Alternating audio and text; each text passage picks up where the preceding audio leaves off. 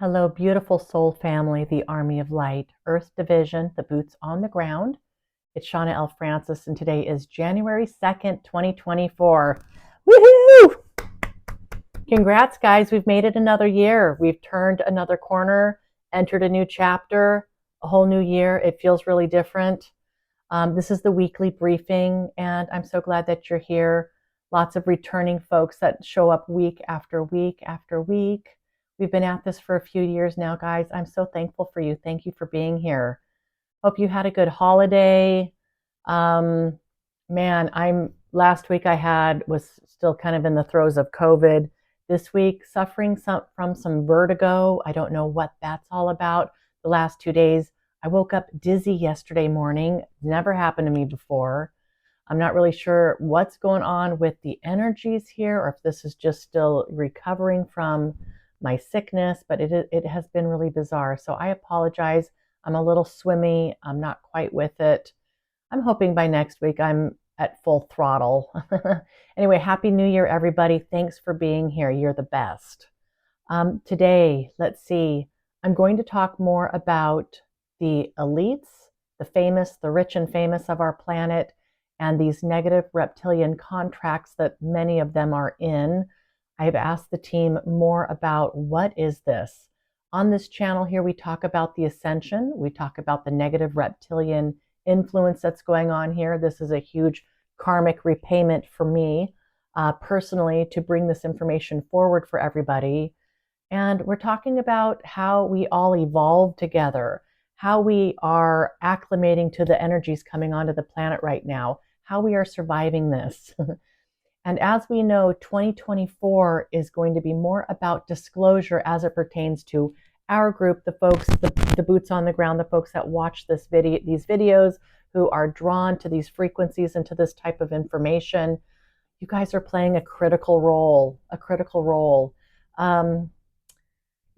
I've talked to Melchizedek also about the fact that the negative reptilians know who I am, and each lifetime that I've had on the other side, on the side of the light and not on the dark with them, they found out who I am, and they do what they can to silence me. And so I talked to Melchizedek a little bit more about that this last week. I want to tell you what they had to say about that.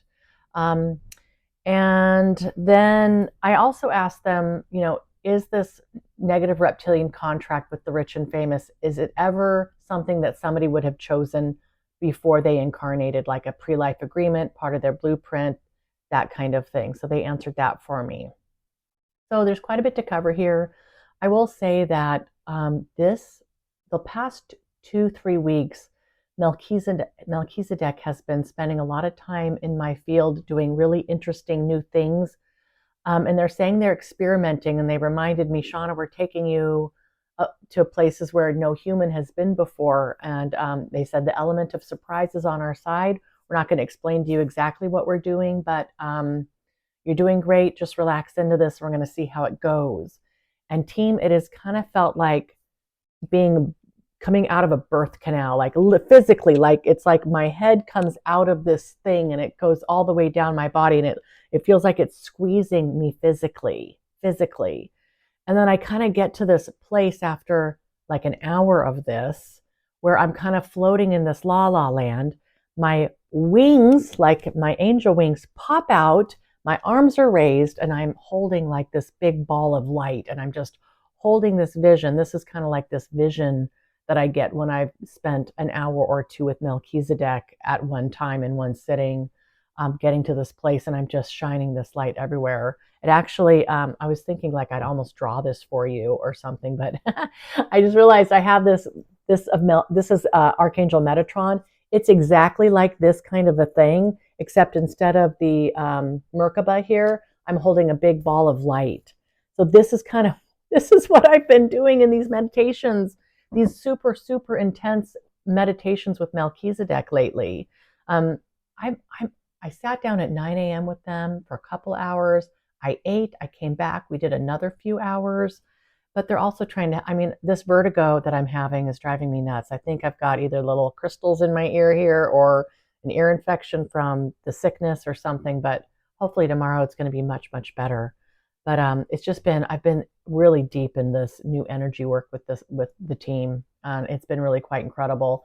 I'm also continuing to ask about how the heck do we give unconditional love to other people in this realm of existence, in this frequency.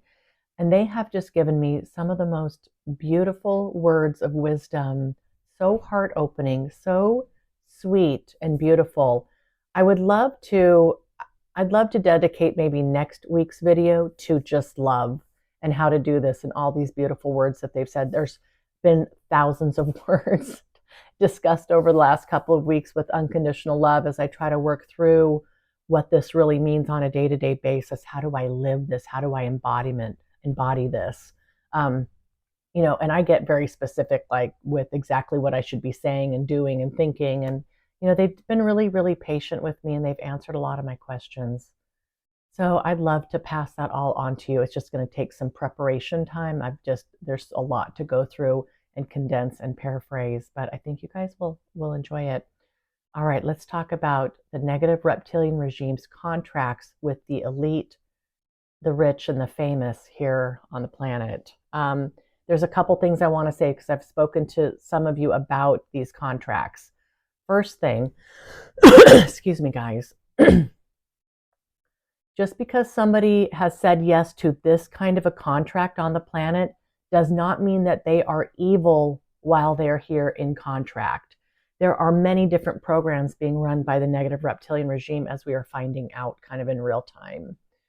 So just because somebody has said yes to this contract for eternal damnation, and has dedicated their lives to, being in that contract, it does not mean that they are evil, that they're doing bad things, that they are horrible people. In fact, again, Melchizedek said that a lot of times they don't put two and two together, like they had this little brief exchange that happened, and now all these doors started opening and fame came their way and they're off to the races, living their best life ever. And they may be, doing all the things like being very spiritual, going to church, or whatever they call, being spiritual would be. So these people can be really good. They can be really good. They can be virtuous and still be in contract. Now, there's other folks who are associated with the regime that are not like that, right? And they really are the minions of the negative reptilians and this evil. So I asked Melchizedek, like, how exactly is this happening? I'd said, okay, somebody is going to say yes to this. Like, is it a person that sits down with them and says, here's the deal? Or is it more etheric in nature? Does it come to people in meditations or dreams? Like, what are the logistics about, how this actually happens? And, I said, so at some point, they're going to have a proposal and they're going to think about this and they're going to come back and they're going to ponder it and they're going to say yes. And they consciously have said yes to this. And they said, that's correct, Shawna. Let's talk more about this idea of selling your soul and how that's presented. Shawna, they said, and they were very quiet and slow about how they articulated this to me. And I was probably in meditation for a good hour before this came through, so I'm really kind of deep with them. And they said, Shawna, there's a whispering. There's a bit of seductive energy. There are visuals, but most importantly, there are feelings. Feelings, Shawna, deep, deep in their heart space of an individual. And let me just also say, I forgot to mention earlier, this is more about it being etheric in nature. It's not, they have people that will kind of be working for the hive mind that will help groom them, but really the actual proposal itself comes from more the subconscious, not through verbally through another person. I'll talk more about that in a little bit. All right, there's a whispering, there's seductive energy, there's some visuals, but most importantly, there are feelings. Deep, deep in the heart space, they go into an individual. They play on the person's deepest desires, their biggest wishes. There's a closeness. They get so close in your field, very intimate, whispering promises of what this individual person really, really wants. Anything they have visualized for themselves, they amplify that times 1,000. And then they say, this is all yours if you just say yes. And then the person will ask, well, say yes to what? And they say, after you've lived a long and full life, and then they show the person what their lives could be like, all the way up through old age, a long, long life if they want it. Then after that life is snuffed out, they show them the blackness, a deep, dark blackness. The person only gets a glimpse of this blackness for an infinitesimal moment, and the words, where you will rest for an eternity, are conveyed or spoken. They said here, the person receiving this proposal may have the misunderstanding that this one life is all there is and there's nothing beyond it. So the idea of resting in a deep, dark blackness for eternity doesn't seem like that big of a sacrifice, Melchizedek says. The person may understand that they will be kept there, almost like being watched over and held, but that's not the case. It is an unconscionable, excruciatingly painful state of being, Melchizedek says. So this is when I was saying, is this delivered by somebody who is part of the hive mind? Or could it be like a record producer or a big movie producer? Like, who is this? Who delivers this? They said, Shawna, the actual proposal and that communication is more in the conscious mind. It's more etheric in nature. There will be people who will recognize a person's talent and potential as part of the regime. So people on the planet who are part of the regime are out there, and they are maybe talent scouts or what have you, or they could be in any line of business. It's not just actors and actresses and musicians and such who will receive a proposal such as this. It could be anybody in business, politics. It could be anything. All right, these people share a consciousness with the negative reptilians, the ones that are doing the scouting, usually through hive mind control, and they begin the grooming process. I said, okay. I said, what happens to the people who say no to this contract? Brittany Murphy through Cassidy came through, the Light Renegades. She came across this regime and all the evil and gross and darkness, and she's dead, she's gone. I said, what happens to folks who somehow are able to say no to this? They said, Shawna, those with the fortitude to say no to this regime's proposal usually find themselves with no further career in their chosen line of business. All doors shut. In some cases, in extreme cases, that life is lost. But there can be a level of choice and free will with that loss of life. Sometimes these encounters are so jarring that a person never fully recovers. The impact to a person's field is too great. So anybody who finds themselves in this situation and they somehow are able to say no to this, it could be so jarring to their field and in their experience that they choose to just leave the planet, through suicide or accidents or what have you. That's just that they never quite recover from that experience. And they said here, in some cases, the proposal is never made, and that person may progress to a certain level of fame and fortune, and normally those paths are much more challenging. And I asked Melchizedek specific names, and they've given me a lot of kind of information on this, and I'm really not ready to share any specifics, but there are a few folks who have made it who have never been proposed or have said no, and they have reached a good level of success. So it does happen. Okay, so that's that. And also, team, they made it real clear too that even if somebody has said yes to this contract, the opportunities are there and the doors are opening, but really that person still has to work very hard. There's still a basis of creativity or what have you, knowledge, expertise that needs to be utilized. Not everything, is handed to them on a silver platter. They still have to work really hard, and they can make it what they want it. If they put in a lot of effort, a lot of hard work, they can go much further. And some folks don't really, they may say yes to this contract, but not make it that far. So really the doors are open, but it's really up to that person to determine the degree of success, the degree of happiness, the degree of fame, the degree of fortune. Okay. All right, next channeling here. Okay.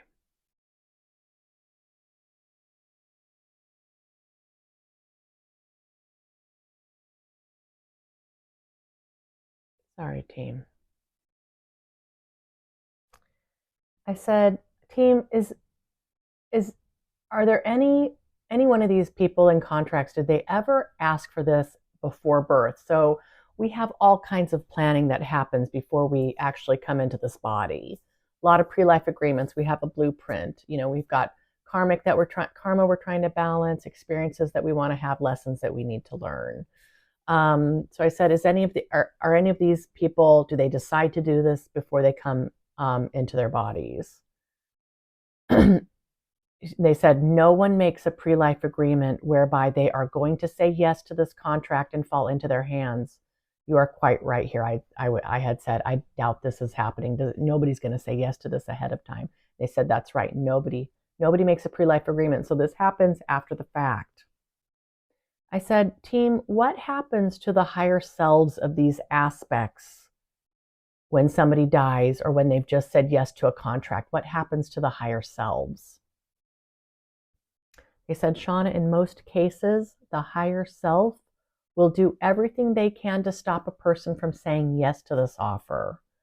So that little voice that's like, don't do it, don't do it. I mean, they try really hard to get somebody to not do this. They said, in cases where the person does succumb to the desire to achieve and have whatever's being promised, they do everything they can to help make the remaining years of that person's life as enjoyable as possible.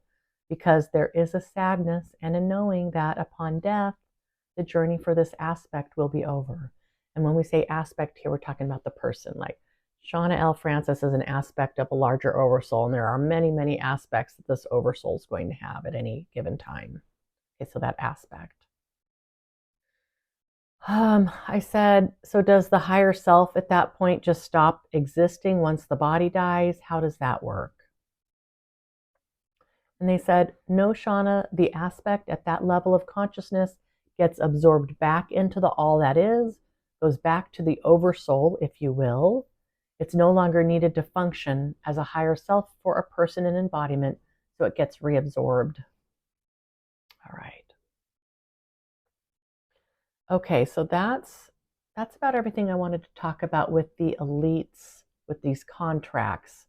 Remember, team, not everybody who has said yes to these contracts are evil people. In fact, it's just probably the opposite. They can live a virtuous life. They can really kind of, give this their all and do wonderful things, creative things, and bring a lot of joy to this planet, even having said yes to the contract at some level. And look how seductive that is. They get right into your psyche and they understand your deepest desires, whatever that your ego's wanting or whatever you feel like you're lacking. They know what that is and they amplify that times 1,000 and they paint that whole picture for you where it's hard to say no. And it just takes that slightest like, okay, and then they're in. So, we want to look at these folks with absolute love and support as well, knowing that, this was this was an incredibly tough choice on some level. The negative reptilian regime is usurping free will in order to make this happen. This is why it's not allowed, and this is a big reason why we're going through this ascension, is to stop this negative reptilian regime from existing at this level of existence and doing everything that it's doing. Okay, so I'm not articulating myself very well tonight. I'm just a little still foggy. All right, the last thing I want to go through here is what Melchizedek had to say about Well, if you remember 2 or 3 weeks ago, I talked about the anger that they were trying to funnel onto the planet and the timeline change that I helped them make, where we folded this funnel into itself and made compressed it into a ball. Do you remember this anger? So I'd ask them about I'm like, okay, you're talking about the negative reptilians being angry with me and with everything that's going on. I mean, I asked, you said a long time ago that they've identified who I am. They know who I am again in this lifetime. I said, am I just some kind of a blip here, or is it more serious than that? I said, I feel completely protected and really quite fearless about all of this. But, with this whole disclosure about these contracts, like we're kind of getting into more, we're getting into some of the more nitty gritty stuff here. And it's making me a little bit like, I'm just thinking like, why aren't they shutting me down on YouTube? Why are they allowing this to happen? Or am I just really not that big of a deal to them? I'm just curious what was going on. And they said, Shawna, dear one, they do know who you are. They do know what you're doing. There are eyes everywhere, everywhere.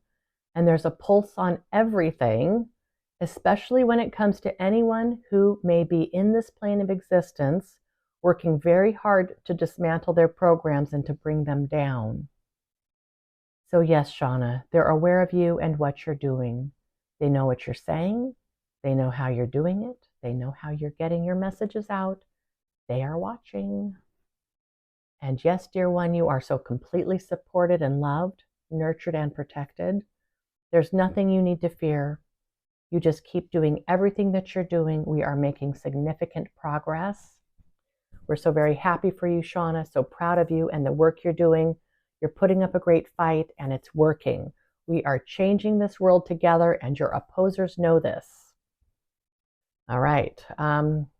And later I had asked, why don't they just shut me down on YouTube? I imagine it's coming. I mean, but the algorithms, they all capture this kind of information and they just have stopped really recommending my videos to anybody new. So you've noticed like our subscription rate and our viewership hasn't really changed much in this last year, really basically since they flagged me with the negative reptilian Wikipedia thing. So once that happened and I quit misspelling reptilian because I wanted this to come up in searches if people actually searched for negative reptilian influence or what have you. And as soon as I did that, the algorithms caught me and now they've just really stopped serving me up to anybody new. So in Melchizedek, they assure me that just the right people in the right amount are watching these videos, that it doesn't matter how big the audience is. It's about the frequency that we carry, the intentions that we hold. And it just takes really one person to change the world. It doesn't need, it's not about volume as much as it is about the people who are following. They said it's perfect and not to worry. Because my marketing self, my past life marketing career, I would think, gosh, how do I amplify this? How do we grow this audience? How do we promote this information? But they're saying don't. Everything is exactly where it needs to be right now. So I just trust in that. So it's our group. We are this incredible group. And if you are new to the channel, welcome. You're meant to be here. And I'm so glad that you're here. Please reach out and introduce yourselves to the team. We've got an incredible, incredible group here. So much love. All right, so that's all I want to go through today, team. Thank you for watching. Next week, unless something else comes up, we're going to talk about unconditional love. Okay, Happy New Year again, 2024. Disclosure, we're ready, guys. The dark ages of consciousness are over. We are moving full steam ahead, and we are owning this thing. All right, guys, I love you so much. Mwah.